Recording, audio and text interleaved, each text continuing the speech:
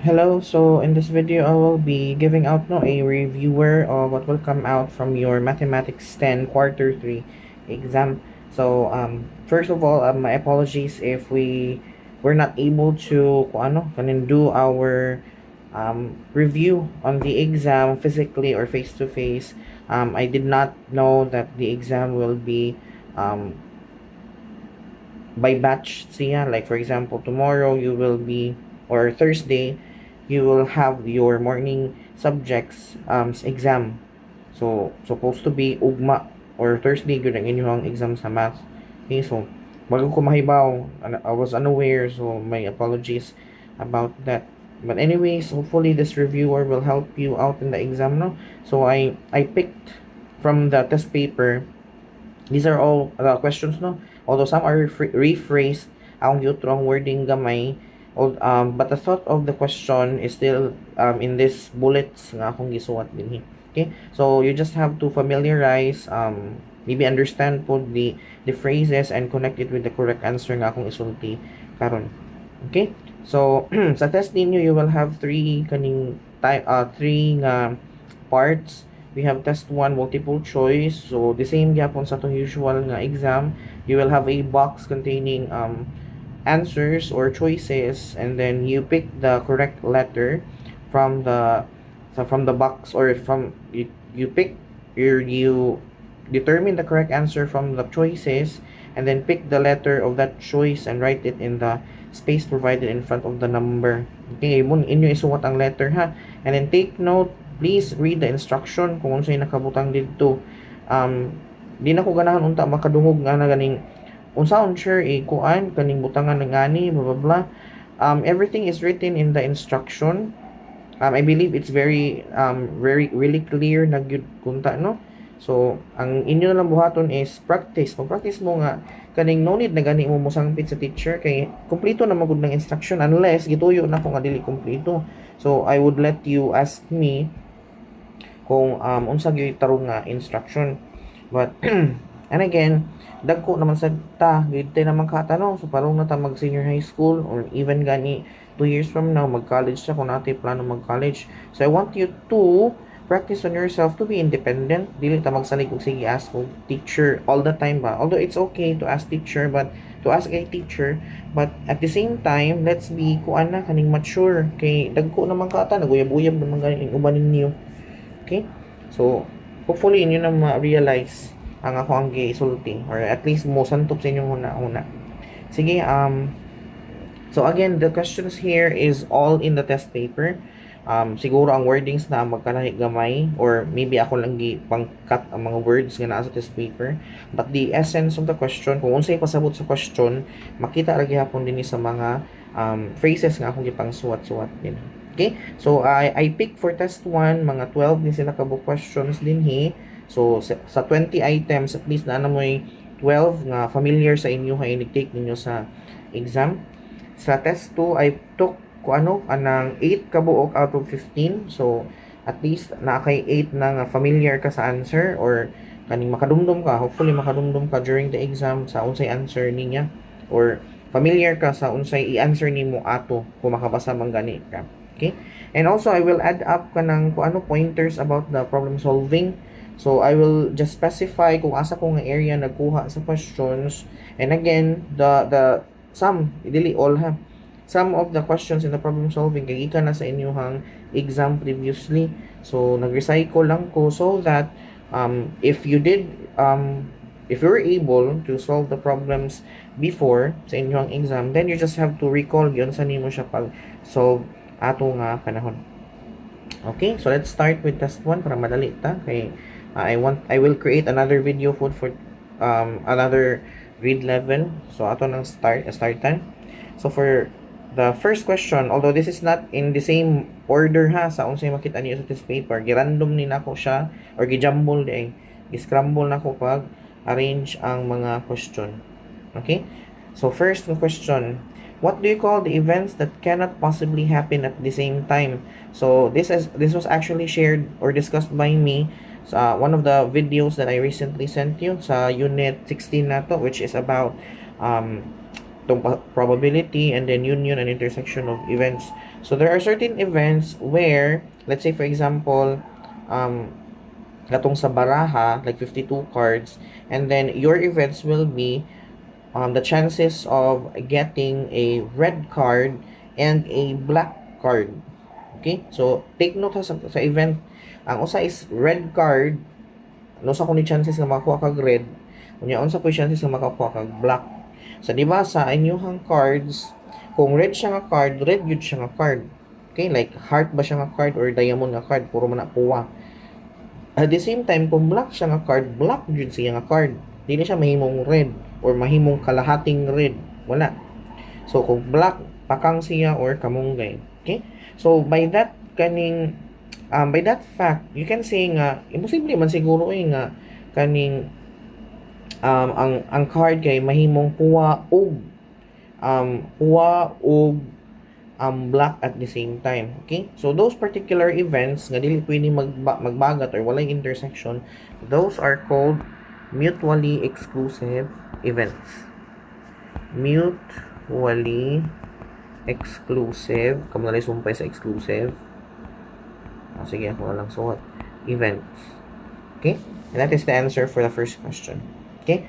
Mutually exclusive events. Meaning, ang duha ka events or two or more, depende sa unsay situation, two or more events does not have any common elements in them. Walay possibility nga mag-intersect silang nga events. Okay? So wala sila something in common.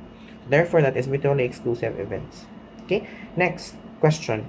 A diagram used to visualize multiple events. Now, I discussed this in, I believe, that was Unit 16, Lesson 1. Okay? When we talked about ganing, or even gani sa ang class discussion, no? So, ni-touch mo gyapon ta sa 16, Lesson 1. Okay? So, we drew a two circles, or dili in Lesson 1, Lesson 2 na ini siya. So, we drew kaning a rectangle atong sa whiteboard, no? We drew a rectangle sa whiteboard, laging ani. Unya, we drew two circles inside where each of the circle represents the events or set. Ang tawag niya is ang elements or set of elements for that event. Okay, for that event. For example, this is the set of elements for event A, and this is the set of elements for event B. Okay? And ang kanang nasa overlap niya or something in between nila, those are the intersection of the two events. Okay? So, what do you call this particular image or diagram is a Venn diagram. Venn diagram. Okay? So, that is the answer for the second question. Proceed to sa third question. What is the formula for combination? Now, if you remember, ang notation sa combination nato nga topic is NCR, where N stands for the number of objects na gitry nimo og arrange, and R stands for the objects, the number of objects that you take per arrangement at a time. Okay? So, for example, mo na kay siyam ka item nga itry og arrange, but sa imong arrangement, you can only take 5 items. Okay? So, N nato din he will be 9 because that is all the objects that you're trying to arrange, and 5 will be your R, which is the number of objects that you can take per arrangement. Mao ray a limit nimo ba sa imuhang makuha nga items per arrangement nimo. Okay? But going back, we're looking for the formula. So the formula for this one is n factorial over n minus r factorial n, not n, r factorial. Ay, naka-notation mo ngayon, no? Sige, ako, otro na. Doon na lang sa pigasay. So that is n factorial over n minus r factorial, And that is your answer for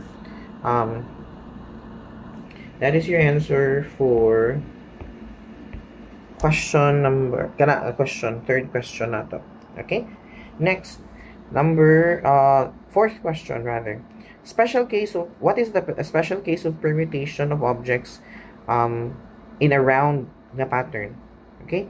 So if you remember, after our permutation nga topic, we discussed about a certain arrangement where the objects are arranged in a circle. Okay? So from the term itself, since it's arranged in a circle, this is what we call a circular permutation. Okay, kamo na lang suwat, circular permutation. Or kaning try to kuan lang, kaning absorb unsay akong gisulti about this particular question.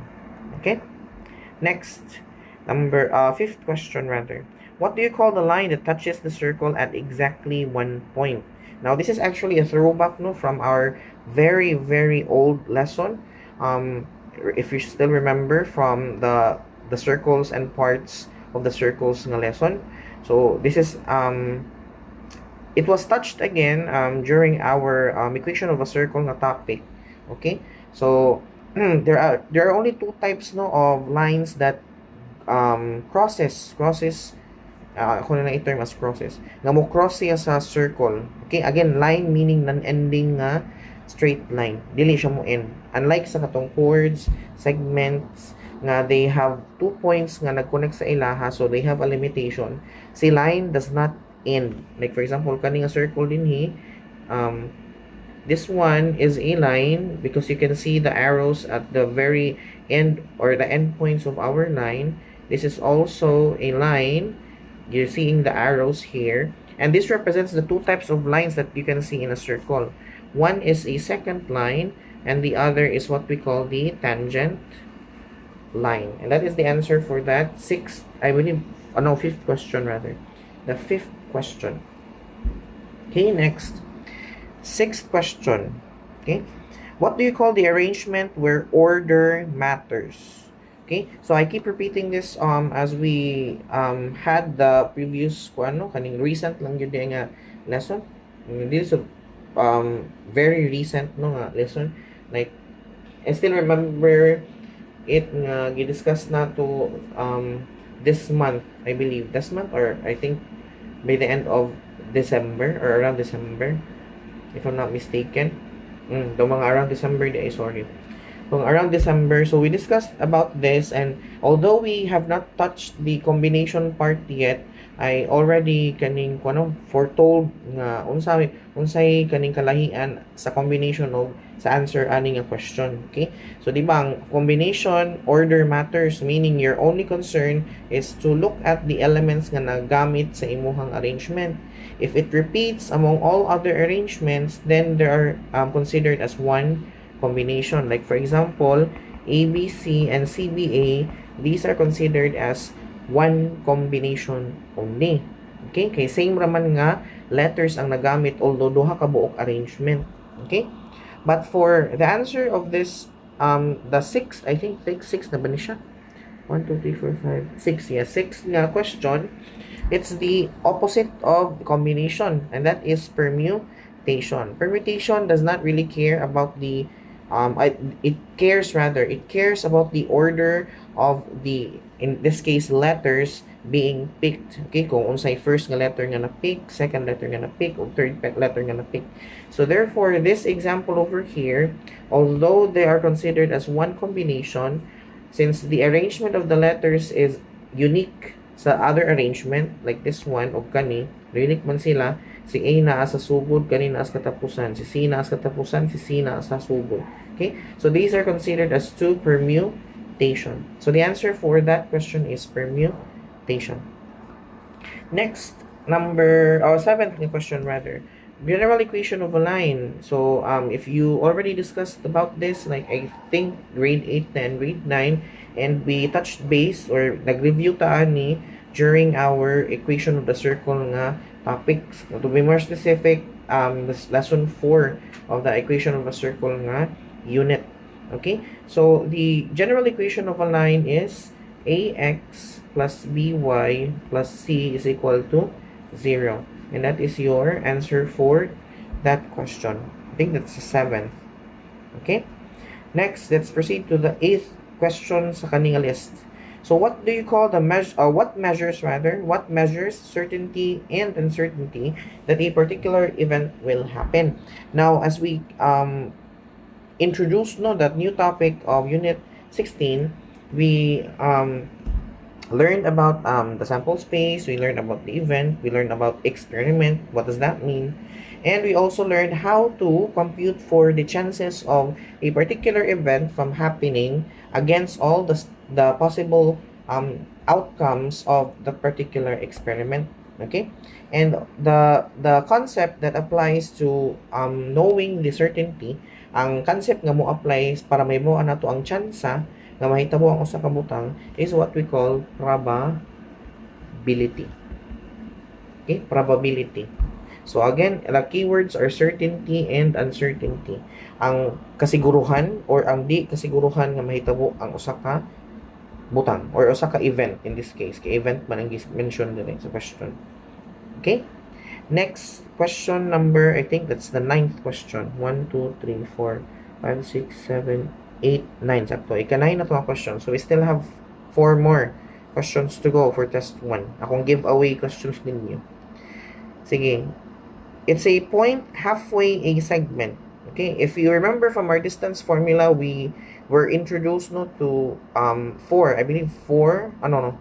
We had, I think, more than 4 concepts regarding distances or how to compute for the distances between either a point to a point to a line, or figuring out the center or the middle of a line and then creating another line perpendicular to that original line. Okay? So, multiple siya. Ang pasabot ra is, for example, na kay usa ka line segment, so pangitaon ang tunga-tunga ato, unya mag-create ta og another nga line nga niagi atong tunga-tunga sa line nga original. Unya may create buhatan siya og equation nga, of course, gitudlan na hopefully naka-remember pa mo, but gitudloan ta sa ato ang study guide o siguro during our class discussion or dili gid siguro gitudloan ta mo. So I hope nga naka-remember pa mo, kadumdum pa mo. Okay? So let's say for example kani, and this is the 9. So ang giingon sa problem is point halfway man kuno. So tunga-tunga. Tunga-tunga diri sa ato ang line segment. Okay? So from the other term for tunga-tunga, di ba, is middle. Okay? Middle siya. And since it's a point halfway man, so it's a middle point. Or to shortcut it, that is what we call a midpoint. That is the answer for the 9th question. Okay? Kadali lang. So ano ito bago ng chat?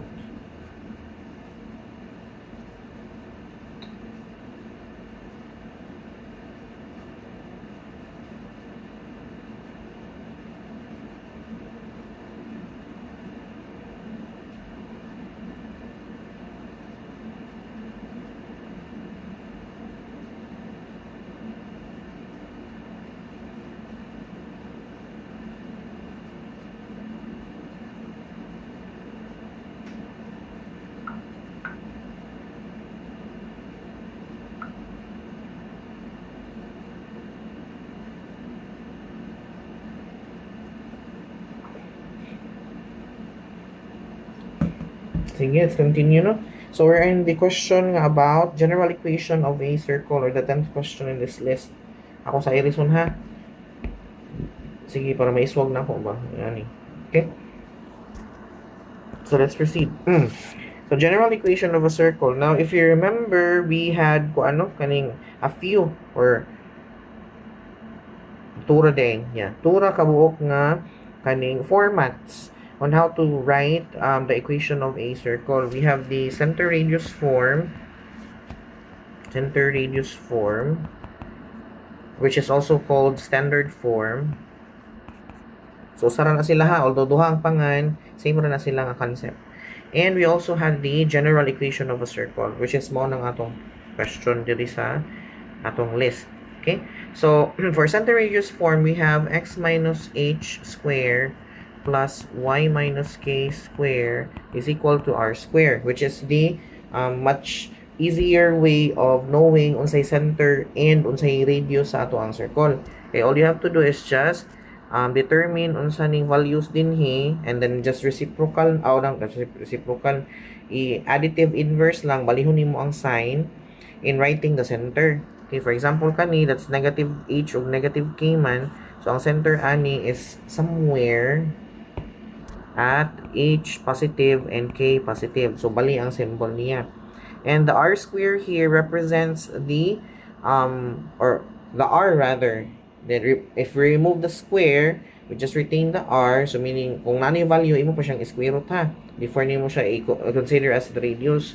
That will give you the value of your radius. But the question is asking for general equation of a circle. So if you remember, if we are going to expand this, meaning expands kay imo siyang i-FOIL method, kani siya kay square man. So that's x minus h times x minus h and y minus k times y minus k.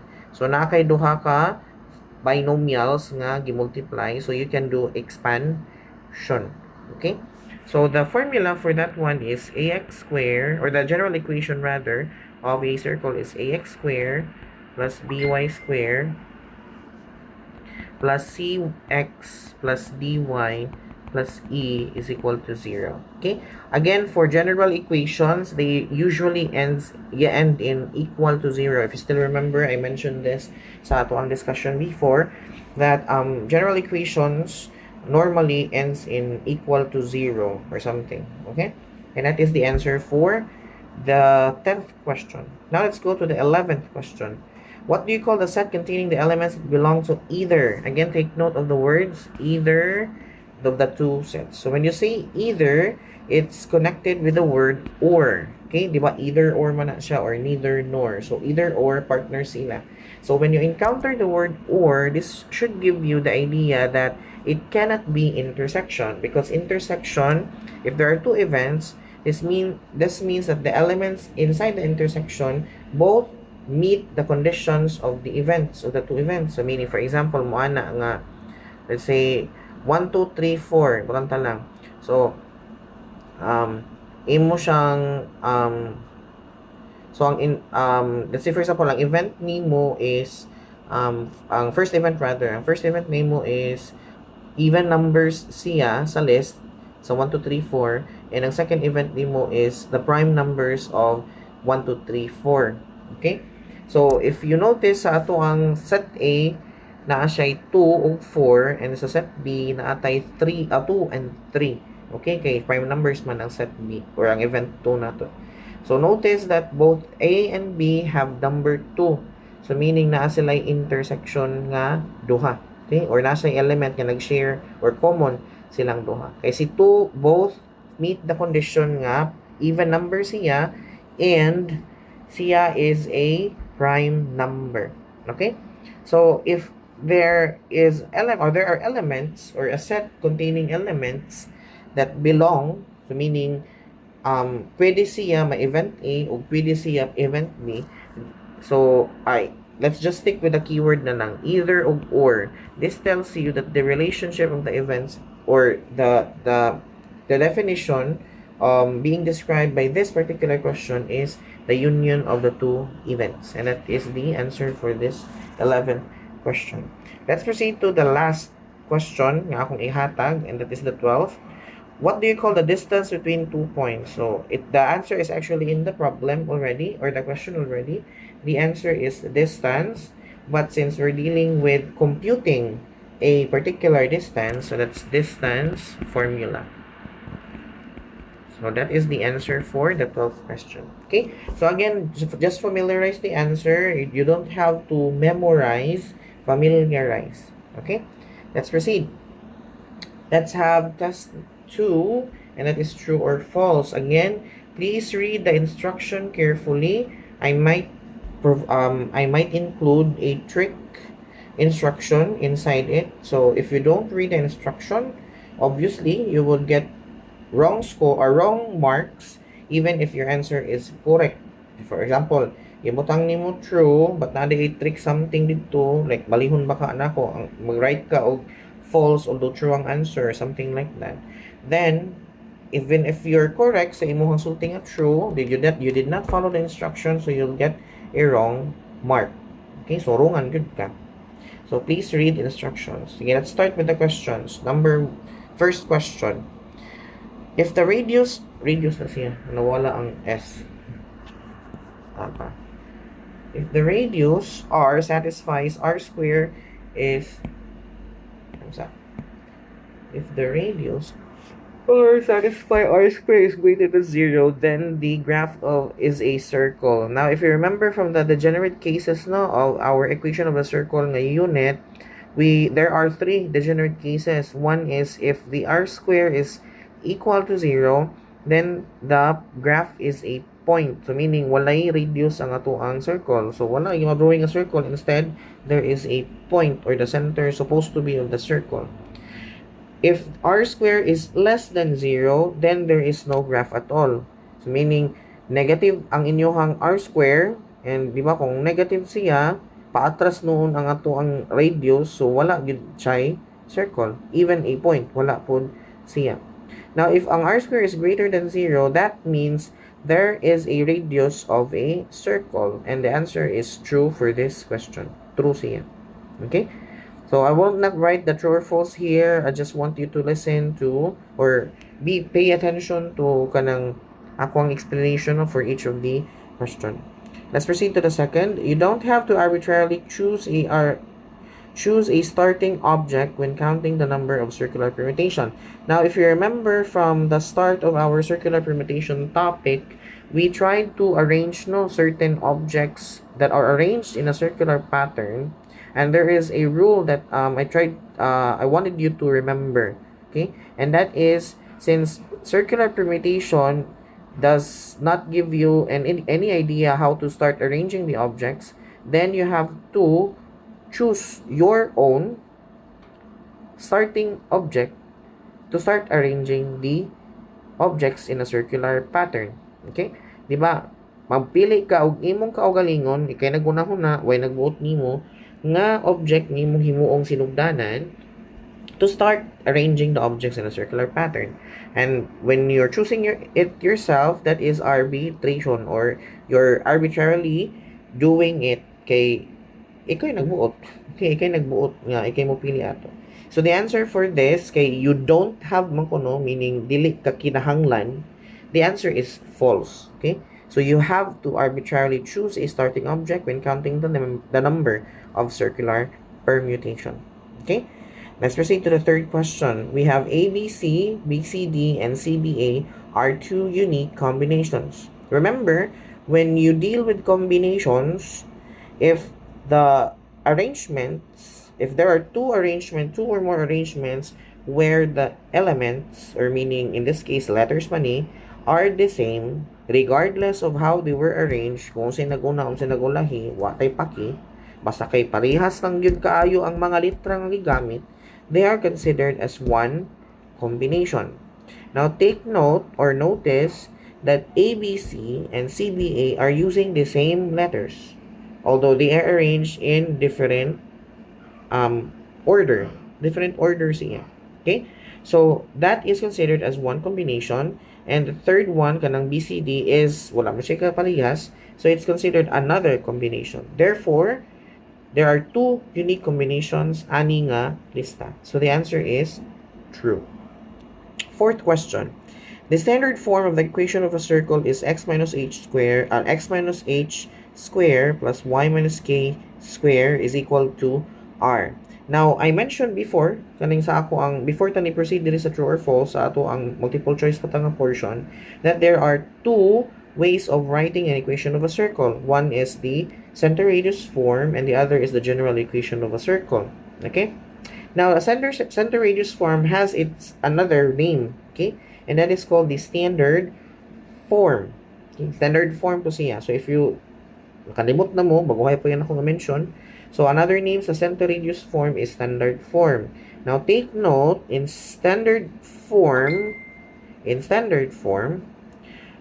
the x minus h, the y minus k, and the r both have squared, or all of them have squared.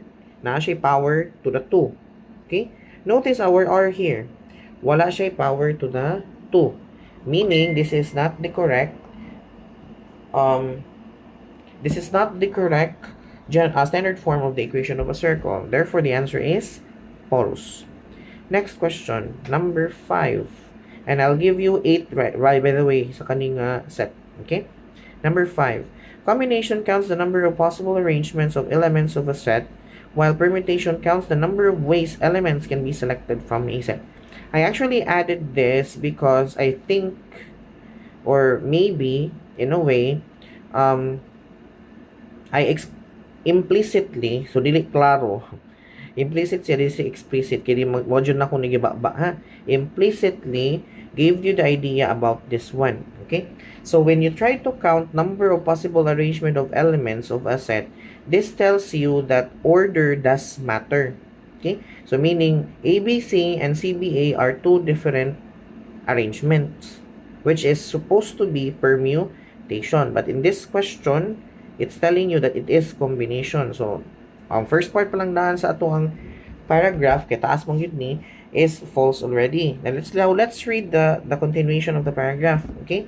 And let's see if it's correct. But obviously, this is the whole paragraph itself is already false, okay? But let's just continue for explanation purposes or for clarification purposes. Now, when you say you count the number of ways elements can be selected from a set, it tells you, kaya kung maayo lang ta mo understand mo in English, okay? It tells you that ang the same nga letters nga imong i-pick, regardless of how you picked it, like ana, ang first nga letter kay mao ni, but sa ako ang usa ka arrangement kay ika-kuan siya, iking-ani siya nga pagka-pick, okay? So, regardless of how you pick the letter, as long as the list of let's say letters lang ang objects, ha? As long as the set of letters have the same letters as the other arrangement, kung parehas lang siya og litra sa another nga arrangement nga imo nang nabuhat, then they are still considered as one unique arrangement. And that is for combination. So, in this case, nabaylo lang ang terms nga permutation o combination. So, the answer for this whole very long question is false. Sixth question. The probability value will range from 0 possible to 1 impossible. Now, I mentioned sa ato discussion, if you were listening carefully, murag kuan ni siya, subtle na kung pagkaingon, murag hinay lang ang pagkaingon, but I believe kung naminaw yun mo, maka-pick up yun mo nga mo to ako ang pasabot. Okay? So, when you deal with probability, the answers or the value that you will get will range from 0 to 1. So, sakto ni siya. Ang inyo lang yung makuha na usually 0.1, 0.11, 0. Something, or kung grabe yun niya, kadako og chances nga may tabo, then you will reach 1. Now, from that statement that I just said, it means that when you get a 1 result, the possibility of the event happening is 100%. So, mahitabo yun siya. But what is mentioned in the question is impossible kuno nga mahitabo. So, nabali. Supposed to be possible. And 0 nga value sa probability tells you that it will never occur. Dili gyud siya mahitabo. Okay, so supposed to be impossible. So meaning kaning words para unta sa possible aning sa 0 na adto ni 1 and ang para unta ni 1 napunta ni 0. So the answer for this one is false. Seventh question. The cardinality of the sample space of tossing 3 coins is 16. 16 na ha, di lang klaro. Okay? Now, if you remember, when you say the word cardinality, it just means counting the outcomes of the experiment that you're doing. In this case, we're doing 3 coin tossing. Tulo ka buk coins ang ato ang gilabay. Okay? Now, you can think of throwing a coin as 3 kabuok spaces. Diba? Usually, atong gamiton for permutation is spaces man to, no? Okay? Now, you will consider the first space as the pagbalabay nimo sa usa ka coin, paglabay nimo sa second ka coin ang ikaduha nga space, and paglabay nimo sa third nga coin ang ika-third nga what do you call this one? Third nga third nga coin, okay? So so you you think about how many possible outcomes can you get in tossing one coin. Diba, you have heads and tails, so that's 2. And then for the second coin, you still have 2 possible outcomes. We have heads and tails. And for the third coin, since still the same naman, coin na magyapon siya, you have 2 possible outcomes. And then by the rule of fundamental counting principle, all you have to do to know the number of ways you can arrange these, well, not really arrange, but to oh yeah, you can say it's arranged. You can arrange the outcomes of the tossing 3 coins is by multiplying everything. And 2 times 2 times 2 is equal to 8. Now, this is 16. Therefore, the answer for this question is false. Okay? Next, number 8 or 8th question rather. Again, this is in no particular order, meaning wala ni magsunod sa inyuhang test paper. Last question sa true or false. Getting a head or a tail in a toss coin are two non-mutually exclusive events. Now, I already explained no sa ito ang part 1, sa test 1 na to, that mutually exclusive events, again, take note, mutually exclusive. Wala isumpay nga nan. Mutually exclusive events means that the two events will never intersect, meaning wala sila common nga elements. Like for example, katong sa ako ang 1, 2, 3, 4 unya mamili kag event for the first event and the second event kay prime. So nasa la intersection nga number 2. So event A and event B are non-mutually exclusive. Okay, naman sila intersection. But for example mo ana atong cards, let's say mo ana nga chances of picking a red card and picking a black card, di ba? Wala may card sa atong deck of cards nga both siya, meaning nag-share gud sila og color nga puro sila na gyud siya red o black, di ba? Kay kada card is either red ra gyud siya alone or black ra gyud siya alone. Okay? So katong two events are considered as mutually exclusive. Okay? So dili sila posible nga ang duha ka events gyud matuman at the same time. O di siya mahitabo ba? Di sad bawal. Nahug lang sa event gyud sa condition niya nga di gyud siya matuman. Okay? So in this case, di ba ang head og tail kay it will never occur nga when you toss a coin mahimo siyang head og tail, like gidrawingan gyud ang head og tail unya ang tail pud gidrawingan og head. Wala man sad, di ba? Kay ang head is head gyud, ang tail is tail gyud. Wala naman gyud siya in between, or unless siguro mo barog, but still wala man ay di man na head, di man pud na tail nang nagbarog. Okay? So the answer for this kay non-mutually man ko, no? So supposed to be mutually ang head og tail, but ang dimension sa inyong sa question is non-mutually exclusive. So the answer is false. Okay? Sige.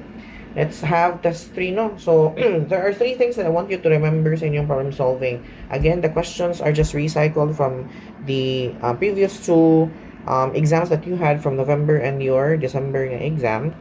And for the third one, kay nakaabot man ta sa probability, union and intersection of events, then I included a new question. Okay? If I'm not mistaken, let me just verify. If I'm not mistaken, for the one of the question is usa ra day ka question ang ako na recycle oy. So if naka-remember mo gyud sa to ninyo pag-compute ang usa ka problem, then mas maayo. But if not gani, at least I will tell you unsa nga particular equations or formula ang inyong i-remember. Okay? Now, one of the problems there will be using kaning transformation from center radius form to general form of a circle. Okay? So just be familiar with the center radius form. It will be very useful. Okay, if you know the center radius form, you can just plug in the values of your the coordinates of the center of the circle and the value of the radius of the circle. Okay, and then you do expansion and you should be able to come up with, if sakto lang yun ang inyong pag plus o minus, kung plus minus mga na then you should be able to come up with the general equation of the circle. Okay, again you refer to the given in the problem, o sige gihatag sa problem, then you start plugging in the values sa inyong formula. Ayun na pagpalayo, ayun na paglabad-labad sa imong nga mangita kag laing formula. Just be familiar with the center radius form and then kaning do the rest. Expand, combine like terms, and then mao na siya. Okay? Wala na ko mag-include atong about sa gikan sa general padong center radius, and then i-identify po yun nato ang center kay you have a very limited time and during your exam, and this is 50 or not really 50 but around more than 30 nga questions sa inyong i-try og kaning sabot, itanyo yung sabot. Okay, so I understand nga math is man pud kaning complex gan, it's a complex subject. It needs really kaning kaning connect the dots, logical thinking, imaginative gani nga mind para dali-dali ninyo compute ang unsay angay i-compute. Okay? So I understand. So dili ka mo tagaan ako og daghan kaayong i-solve. So just this one. Okay? Or just this three rather. Three naman ka buok question sa inyong test 3. Okay?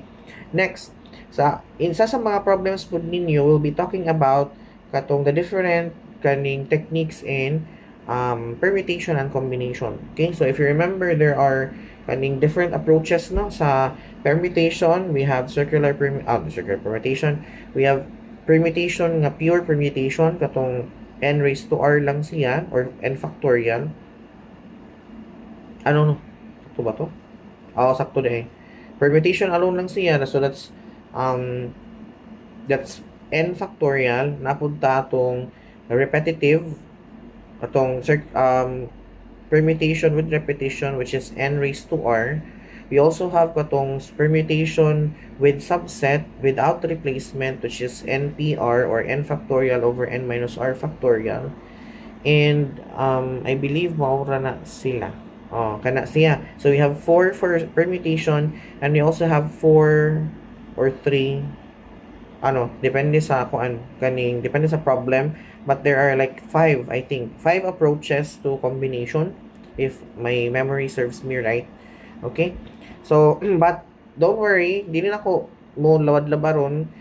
Just stick to understanding no katong the basic lang sa kaning permutation and the combination. Siguro dakong tabang ning na formula nga akong gi-provide ninyo sa screen karon. Okay, so just familiarize this and also familiarize the other techniques. Just read carefully po the problem, so you should be able to know if na ba siya repetition, na ba siya or without ba siya repetition or replacement.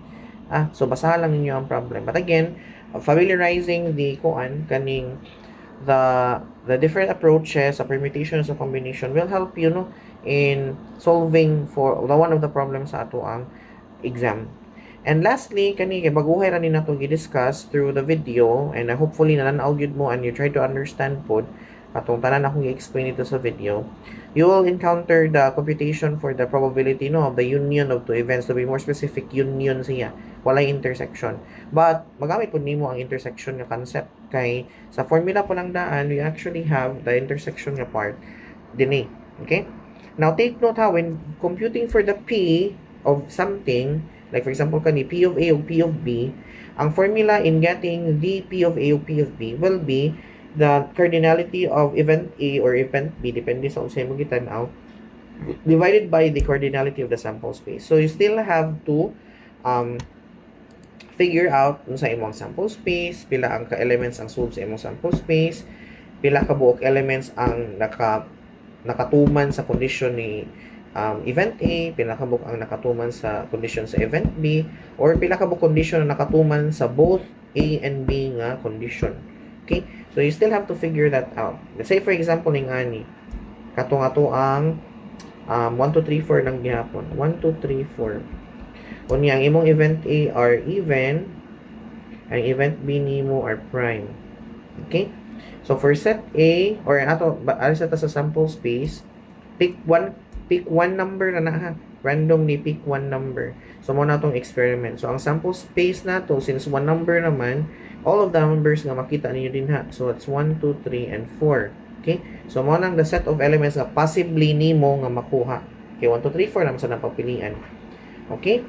Now for ang set A nato, since we're already looking for prime numbers, even numbers, then that's just 2 and 4. 2 and 4, mga even numbers, ma-divide by 2. Okay? And for prime numbers, again, prime numbers are numbers that you can divide by itself and 1 only. So that's 2 and 3 only. Kaya ang 4 is divisible by 2 as well. So another number that's not the number itself and 1. Okay, so di siya composite siya, dili siya prime. And you can call 1 again as prime. You will start sa 2 sa prime numbers. Okay? So notice that ang ato ang A ug B has common no, which is number 2. So that is the A intersect B nato, which is a set of 2. Then you have to figure out unsay imuhang cardinality sa A ug B. Since you only see two numbers sa A, then the cardinality is 2. You only see two numbers sa imuhang set sa B, so that is also cardinality of 2. Then you compute. So P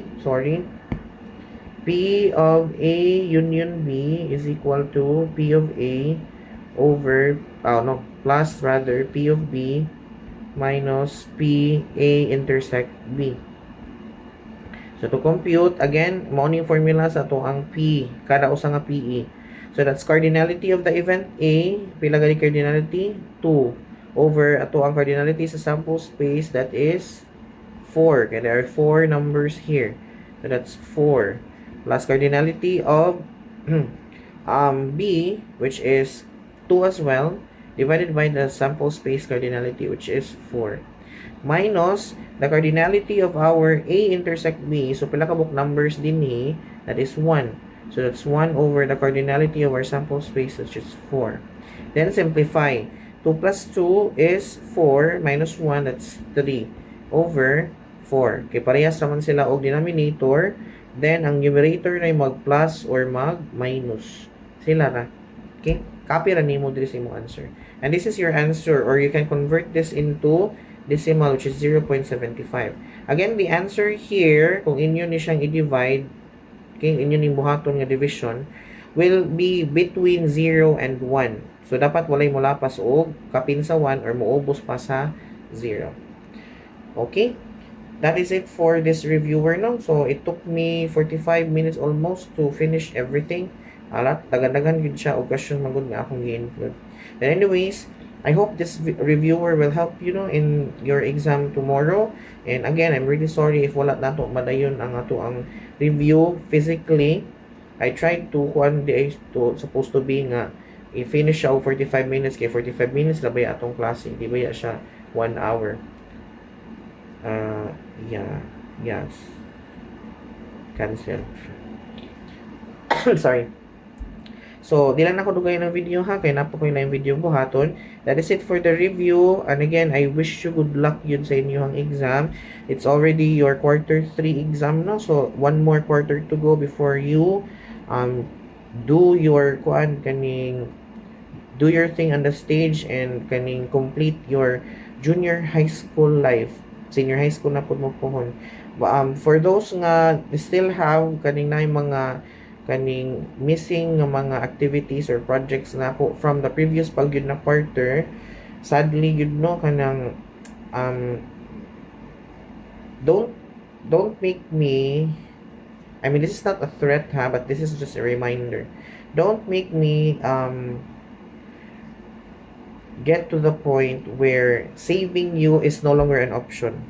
Kanang pagluwas sa inyong grado, di na gyud nako mahimo, kay imposible na gyud kaayo. Don't make me do that. Kay as a teacher, it's also disheartening and makagol sa amo nga side nga although we're trying our best to reach out to you, although siguro pinasingag usahay or pina-joke nga pinapika, but as parently as we can, as kanang any parent would want no for their kids, kay we consider you as our children, although you're not really basically from us. Wala mo magikan sa among unod, wala mo magikan sa among kahago. In a way, kahago nga pagbuhat ba ninyo. Okay? But makaguol pud ba nga kana ganing we try to to look for ways kami nimo adjust sa inyong kaning necessity, although dili gyud supposed to be mo kami mo adjust, no, kay we are the teachers. We should be fair among all students. So we are not allowed nga ganing entertain favors. Mahog man siya favor good kay mo extend. So favor na gyud siya. So di siya supposed to be okay kay you students should remember that as students, we're teaching you responsibility. Namo responsibilidad as estudyante nga namo sa eskwelahan or even ganun sa inyong balay naamoy certain nga mga buhat nga inyo hagyud as estudyante or anak baka sa inyo ha. Okay? And we cannot just, be lenient about it. Mo ana ra mo, sige na lang kay mao naman na. Di man pwede pod kay unsa may pupadulungan ninyo kung magpadayon mo nga ng katapulan. Tinapulan man gyud na. Dili ko mo tuo nga kaning wala mo'y option nga mangutana sa inyong classmate, mga yugtabang sa inyong classmate nga kamao, or maybe mangayo tabang sa inyong mga ating kuya sa grade 11 baka or grade 12. So there's really murag inyo harang yung katapol, inyong pauwaw-uwaw nga kay ba kung nag-uwaw-uwaw or kituyo gyud nga mauwaw. Inga na ba? So sa amo ang aside maluoy mi sa inyo ha, if matanggong mo grade 10 ng yapon mo kay wala mo gibuhat sa inyuhang kaugalingon, wala mo change. And I even made you create your year's resolution, and then I believe wala pa'y natuman sa uban lahat dili sa tanan, sa uban wala pa'y nagtuman sa ilang New Year's resolution as student pag yun. Okay? So hopefully kaning mga kaning mga missed pag yun nga projects, reach out na muna mo teachers para mahibaw mo, or nako siguro reach out nako para makakita tag option. Supposed to be di na gyud unta ko mga tag option, no, kay it's a burden to us. Busy pa kay mi teachers karon nga hapit na mahuman ng klase, inyo pag yung tagaan og another burden. Okay, another burden na gyud. So sa maganahan mo mga buang mga maestro or maestra. Okay? So anyways, nangasaba naman ko. This is the end of the video, no? So again, good luck sa inyong exam.